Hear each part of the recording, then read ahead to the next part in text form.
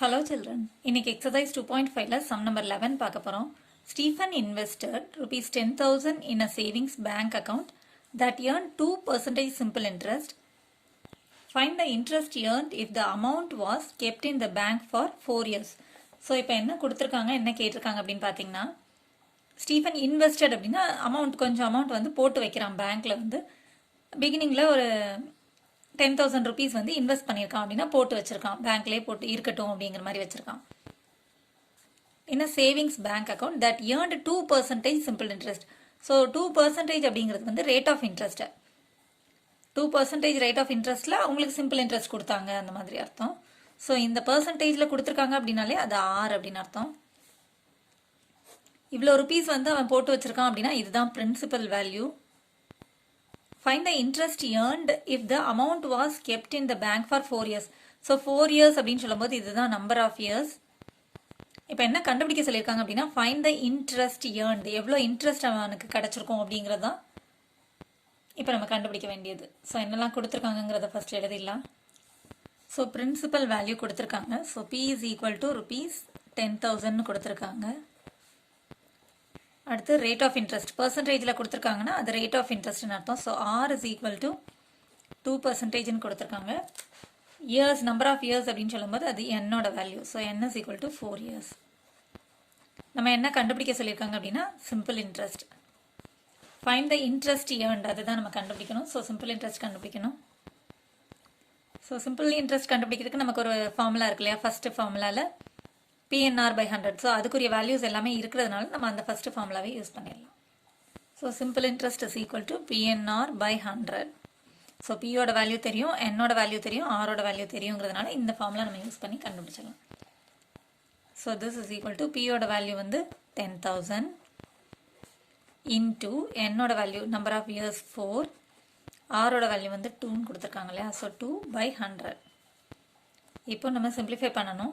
எண்டிங்கில் zeros இருந்ததுன்னா ஒரு நியூமரேட்டர்லையும் ஒரு டினாமினேட்டர்லையும் சேம் நம்பர் ஆஃப் ஜீரோஸஸ் கேன்சல் பண்ணிடலாம். ஸோ கீழே 2 0 இருக்கனால மேலேயும் 2 0 ஸ்ட்ரைக் அவுட் பண்ணிடலாம். இப்போ கீழே 1 வந்துச்சுன்னா நம்ம சிம்பிளிஃபிகேஷன் முடிச்சாச்சுன்னு அர்த்தம். ஸோ நியூமரேட்டரில் இருக்க நம்பர்ஸ் அப்படி மல்டிப்ளை பண்ணிடலாம். 4 2s are 8, 8 into 100 is 800. So அவனுக்கு கிடைச்ச சிம்பிள் இன்ட்ரெஸ்ட் வந்து 800 rupees. So this is the required answer.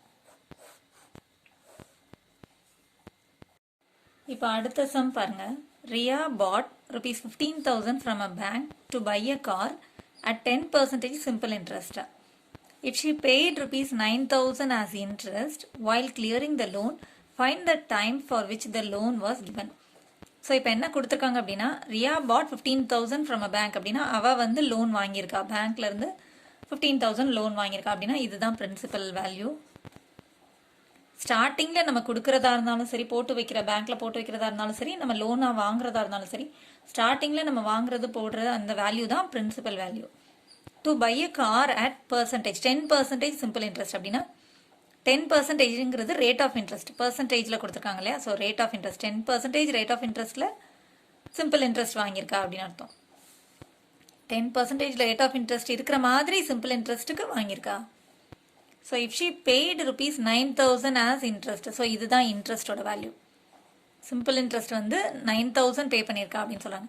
If she paid rupees 9,000 as simple interest while clearing the loan. So கடைசியாக வந்து லோனை கிளியர் பண்ணும்போது செட்டில் பண்ணும்போது 9,000 வந்து இன்ட்ரெஸ்டே 9,000 பே பண்ணியிருக்கா அப்படின்னு அர்த்தம். இன்ட்ரெஸ்ட்டுக்காகவே சிம்பிள் இன்ட்ரெஸ்டே வந்து 9,000 rupees பே பண்ணியிருக்கா.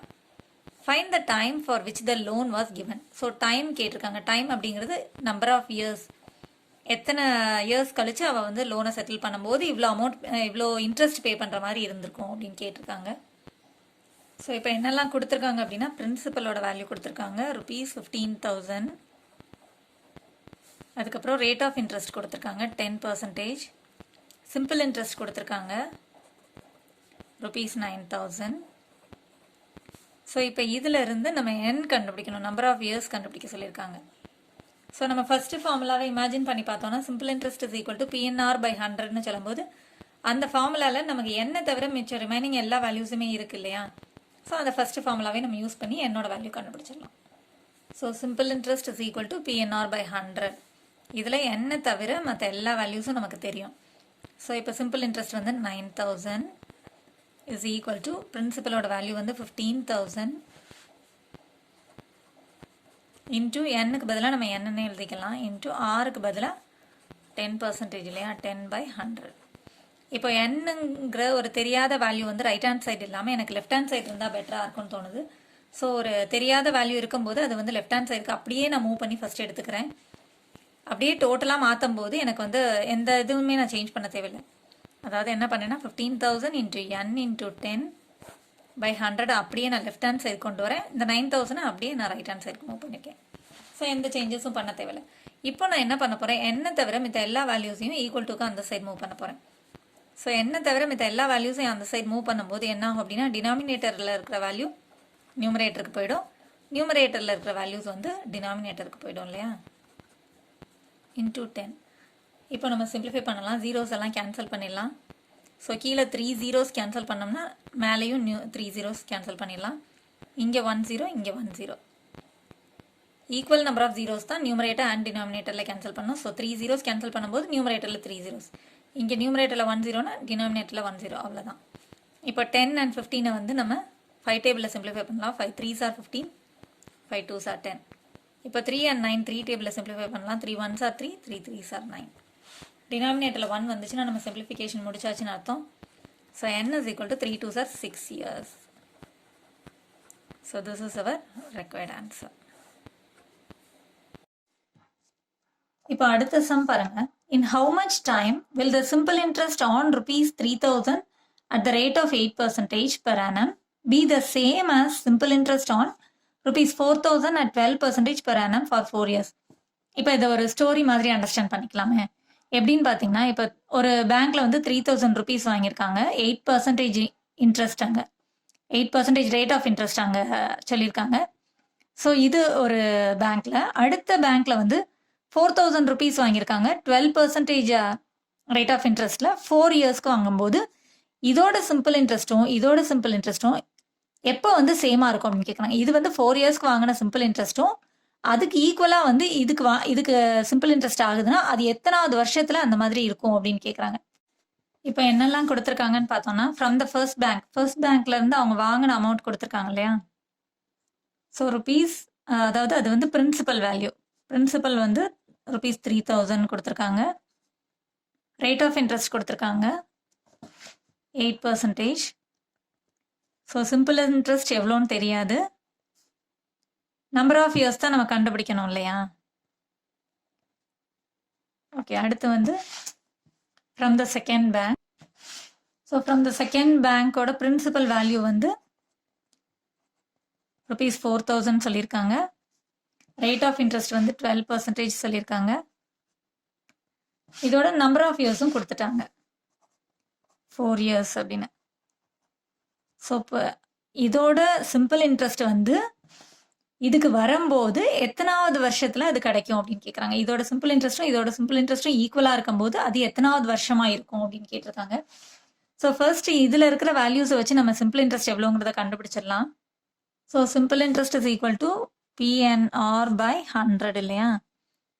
So that is equal to, இப்போ பியோட வேல்யூ வந்து 4,000 இன்ட்டு என்னோட வேல்யூ வந்து 4 இன்ட்டு ஆரோட வேல்யூ வந்து 12/100 அப்படின்னு போட்டோன்னா இப்போ சிம்பிளிஃபை பண்ணிடலாம். கீழே 2 0 ஸ்ட்ரைக் அவுட் பண்ணால் மேலேயும் 2 0 ஸ்ட்ரைக் அவுட் பண்ணணும்.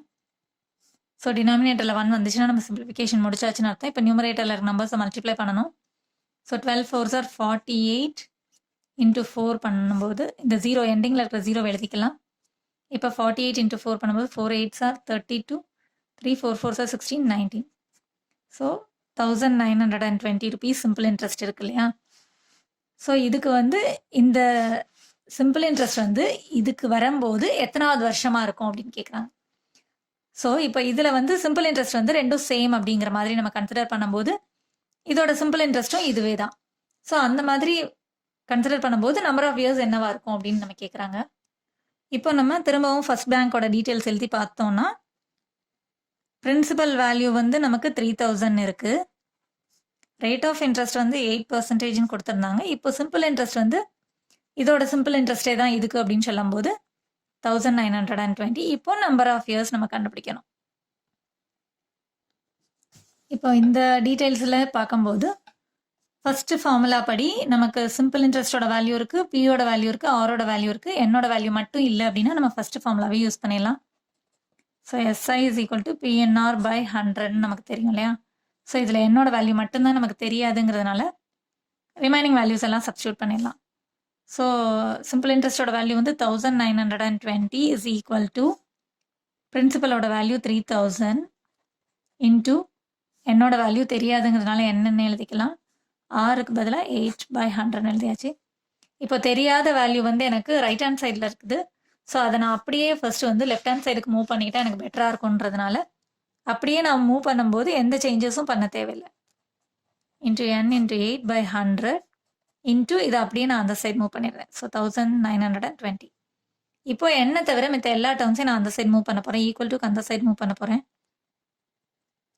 ஸோ என்ன தவிர மற்ற எல்லா டேர்ம்ஸையும் ஈக்குவல் டுக்கு அந்த சைடு மூவ் பண்ணும்போது என்ன ஆகும்னா டினாமினேட்டரில் இருக்க நம்பர் நியூமரேட்டருக்கு போகும். நியூமரேட்டரில் இருக்கிற நம்பர்ஸ் வந்து டினாமினேட்டருக்கு வரும் இல்லையா? இன்டூ 8. இப்போ நம்ம சிம்பிளிஃபை பண்ணலாம். கீழே 2 0 ஸ்ட்ரைக் அவுட் பண்ணால் மேலேயும் 2 0 ஸ்ட்ரைக் அவுட் பண்ணலாம். கீழே ஒரு 0 ஸ்ட்ரைக் அவுட் பண்ணால் மேலேயும் ஒரு 0 ஸ்ட்ரைக் அவுட் பண்ணிடலாம். இப்போ 192 3 ரெண்டுமே 3 டேபிளில் சிம்பிளிஃபை ஆகும். 192 வந்து எப்படி 3 டேபிளில் சிம்பிளிஃபை ஆகுமா இல்லையான்னு டவுட்டாக இருந்ததுன்னா நம்ம என்ன எப்படி செக் பண்ணணும் அப்படின்னா அந்த டிஜிட்ஸை ஆட் பண்ணி அந்த ஆன்சர் வந்து 3 டேபிளில் போகுமான்னு பார்க்கணும் இல்லையா? So 1 + 9 10 10 + 2 is 12. 12ங்கிற நம்பர் வந்து 3 டேபிளில் வரும் இல்லையா? 12ங்கிற ஆன்சர் வந்து 3 டேபிளில் வரும். அப்போ இந்த நம்பர் வந்து 3 டேபிளில் சிம்பிளிஃபை ஆகும். 3 1s are 3. இப்போ 19 எடுக்கும்போது 3 6 are 18. ரிமைனிங் 1 கேரி ஓவர் கொடுத்தோம்னா 3 4s are 12. இப்போ 64 8 ரெண்டுமே 8 டேபிளில் சிம்பிளிஃபை ஆகும். 8 1s are 8, 8 8s are 64. டினாமினேட்டரில் 1 வந்துச்சுன்னா நம்ம சிம்பிளிஃபை பண்ணி முடிச்சாச்சுன்னு அர்த்தம். ஸோ நியூமரேட்டரில் நம்பர்ஸை மல்டிப்ளை பண்ணோம்னா n is equal to 8 yearsன்னு கிடைக்கும். ஸோ 8 years கழிச்சு தான் இதே சிம்பிள் இன்ட்ரெஸ்ட் வந்து அவங்களுக்கு கிடைக்கும். தேங்க்ஸ் ஃபார் வாட்சிங் சில்ட்ரன். Contact 944 540 9416.